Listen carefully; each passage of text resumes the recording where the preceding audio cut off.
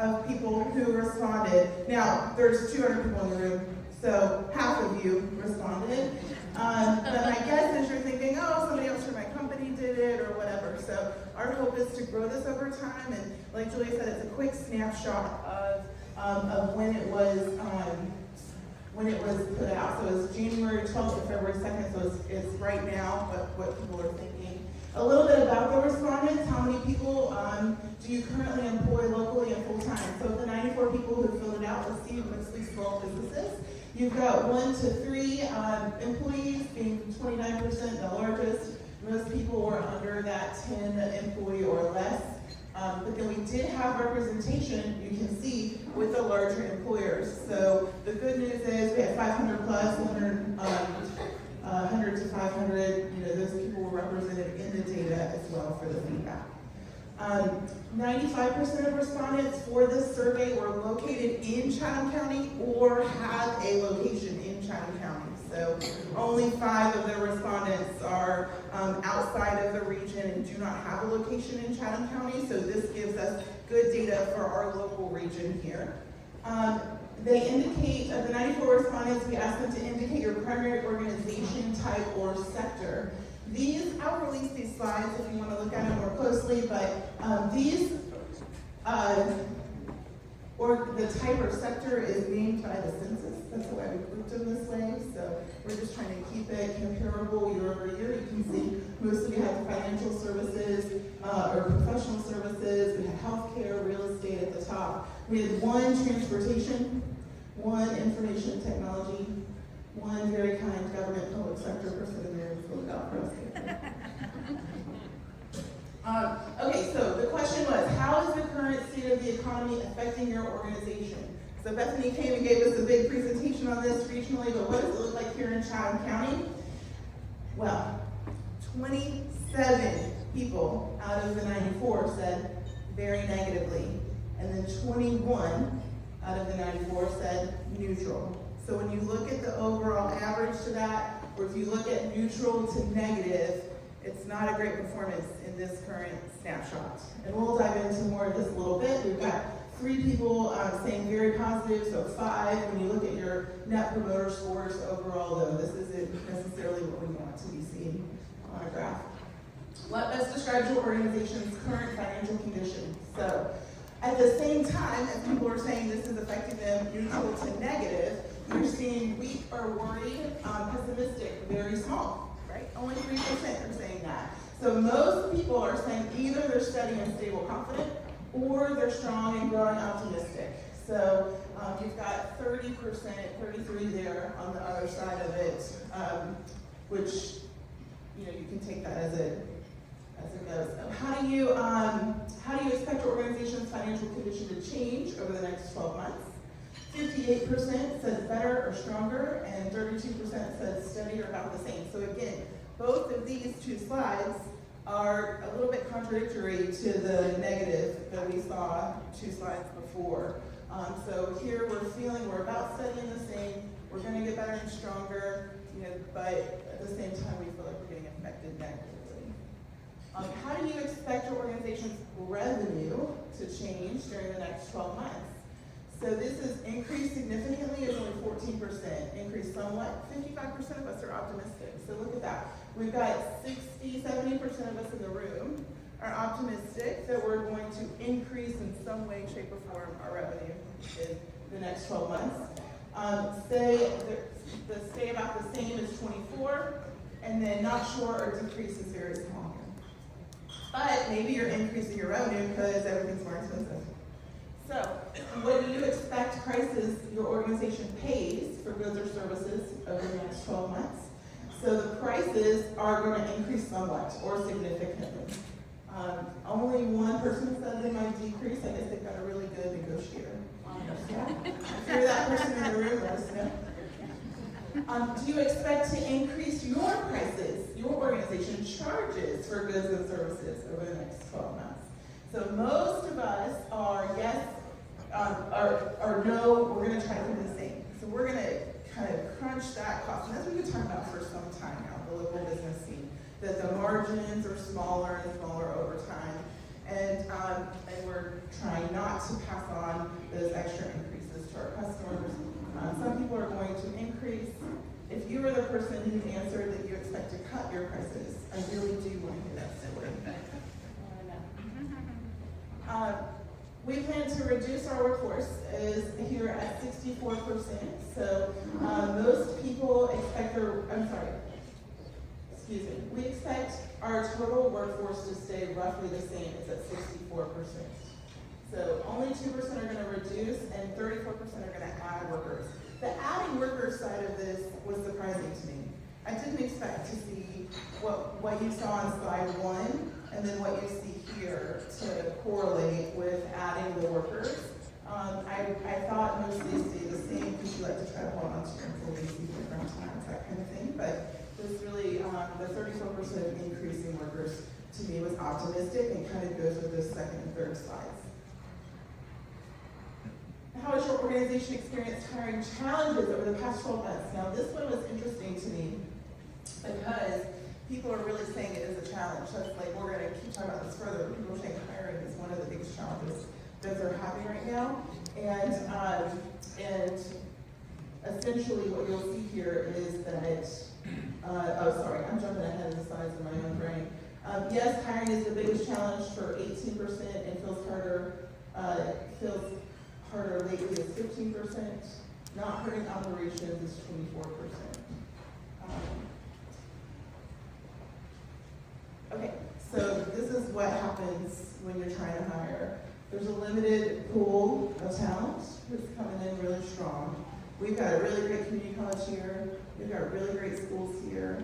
We're trying to build the funnel, but finding the talent of the workforce on a small business scale, individually, anecdotally, time after time, kind of looking at people around the room, and I've heard the stories that it's really hard to find limited pool and qualified talent, and it was confirmed in this survey. The limited housing supply and cost of housing is lower, 14, and limited transportation.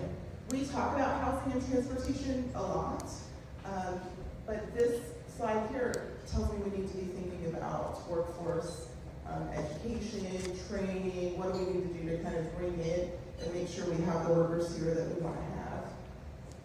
Limited childcare availability was a deadbeat. Has your organization incorporated artificial intelligence, AI tools, into normal operations? Yes, but not much. So yes, but not much, and yes, substantially are quite the majority here. I think that the people who have not incorporated AI into their normal operations, I wonder if it's industry specific, and we can go in and kind of look at that along the way. But I just want to make sure that if you aren't incorporating AI in your operations, let's talk about it. And if you are, let's find out how you're doing it. When you think about small business workshops, when you kind of see what people are hosting throughout the county, AI tends to be a topic that's really brought in a lot for speakers and keynotes and whatnot. So let's figure out how we need to leverage this. Okay. Would you say local government here is fill in the blank?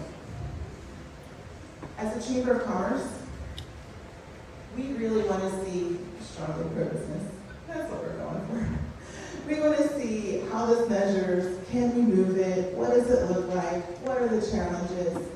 So 27% are saying strongly pro-business, 39% are saying somewhat pro-business, 14% are saying anti-business, and then 2% very anti, and 18% are not sure.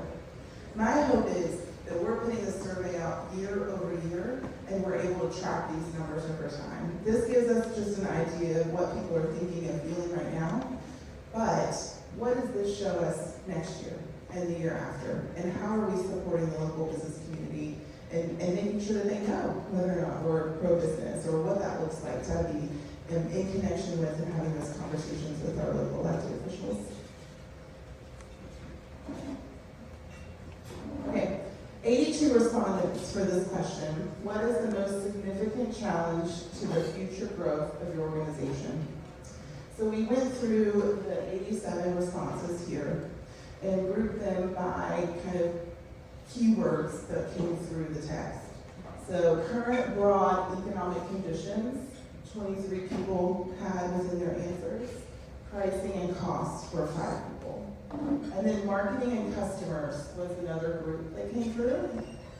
So people were saying things like the economy. If people don't feel safe enough to spend on non-essential goods, we're sunk. Or you can see the next quote has compressed margins, right? That we're talking about compressed margins with the prices going up. Getting our name out in the community, marketing came through quite a bit. So making sure that people know how to and where they're located. And then demonstrating and communicating the value. A lot of people can DIY through AI, but it's not necessarily right for them. Okay. The next was local government conditions and local economic development. So 13 people said consistent municipal regulation, set a policy and adhere to it was something that they were struggling with. The speed of Chatham Park's build out was really important, that we're dependent on that as a local community. Local government is pro-big business and big developers and vigilant to the small local businesses. These are anecdotal. I just want to say this is anecdotal. But I think as you go around the room, you can see some people feel this way and some people feel exactly the opposite, right? So we're going to try to figure out how we educate, connect, communicate, and move some of these negatives forward in a way that serves this community in years to come. That's why we did the survey. Workforce, so executive staff nearing retirement, hiring and keeping qualified talent, the cost of hiring young talent, the workforce side of things is a significant challenge to future growth of organization. And then finally, macro government conditions, and then the last was competition. So larger out-of-state businesses having larger budgets type of thing, more competition coming into the market. Okay, what resources could help you be more successful over the next 12 months?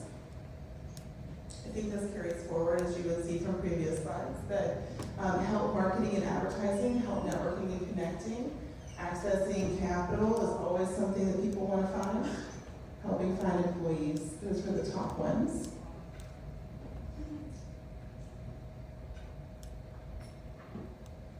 If you could change one thing locally to help your organization thrive, what would that be? You'll notice we have 51 responses. People dropped, they were done. It was on one page, but there are too many questions in. So, marketing and connections. So just like I said on the previous slide, marketing and connections is really important. You'll see 2 quotes here that are opposite each other, which is what I was trying to mention before. So it's interesting when you're hearing this feedback. One quote says, marketing to promote all of Pittsburgh, not just downtown. And then the next one says, more support for downtown. We need more events downtown, right? So if you're trying to get in the heads of your local leaders, this is what we're doing.